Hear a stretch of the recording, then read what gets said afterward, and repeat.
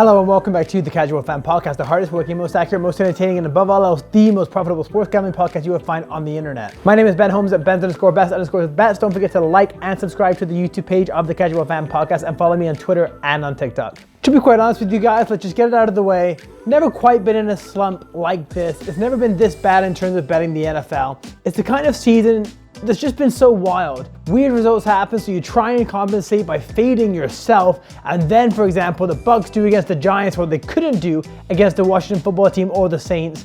Maybe Gronk is that important. Definitely Daniel Jones is that bad. Either way, this is why we only bet responsibly, only bet as much as you're willing to lose, because boy oh boy, have I been losing. I mean, also, betting the NFL is harder than ever. It's harder than ever because of these fucking kickers. Like, what is Justin Tucker worth in a trade right now? Actually, was he worth 3 first rounders, 4 first rounders? Seriously, he's almost as valuable as a quarterback. Every time he steps up, you know that ball's going through the uprights, which is more than you can say about pretty much any other kicker in the league. It's an absolute crapshoot. These kickers are making 50-yarders, 3 in a game, but missing extra points. Makes no sense. A touchdown isn't worth 7 points anymore. Missed extra points are commonplace. This is why teams are going to go for it more on 4th down now, because the kickers are a liability, and that makes betting these teams and backing them even more unpredictable, which is really bad for us, because we're in the business of predicting football games. That being said, a bounce back is more than overdue. Let's fucking go. Bears minus 3.5. Did you know that the Bears' last win off a bye was back in 2013? So never been done in the Nagy administration. They blew it against the Lamarless Ravens, but I'm backing the Bears this week because Justin Fields is not playing.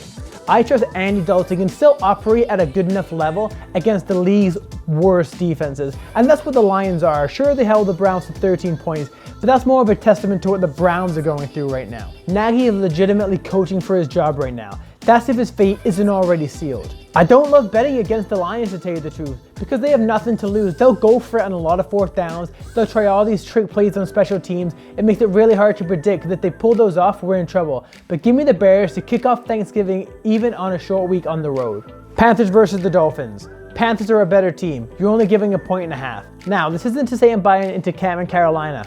I wasn't last week, I'm still not. I just think the Panthers are a better football team.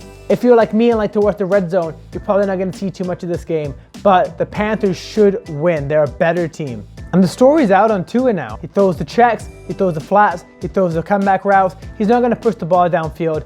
As long as Cam does what he did last week, puts up about 21 points, should be fairly easy. The Indianapolis Colts didn't quite see that coming against the Bills last week, but if they beat the Bucs this week, they're a top 5 football team in the NFL. Jonathan Taylor scares the shit out of me, but you won't get such a small spread against the Bucs very often.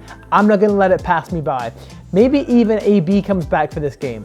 Now the Bucs were given a generous chance to right themselves against an absolutely abysmal New York Giants team. What a load of crap. Only 41% of the money is on Brady right now.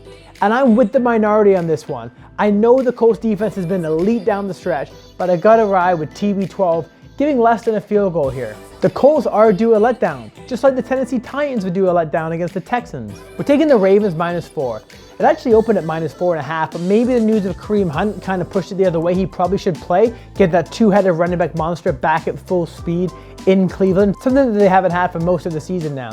But the Ravens are an absolutely great team with Lamar, and even with Hunt and Chubb back, teams will more likely than ever let Baker sit back and try and beat them with his arm, and he can't do it. So why don't we all just sit back and make money when he fails to live up to his task? The Packers, even in defeat, performed amazingly admirably. I mean, that interception, Kirk Cousins got bailed out. I've never been so convinced of an interception that's eventually been overturned.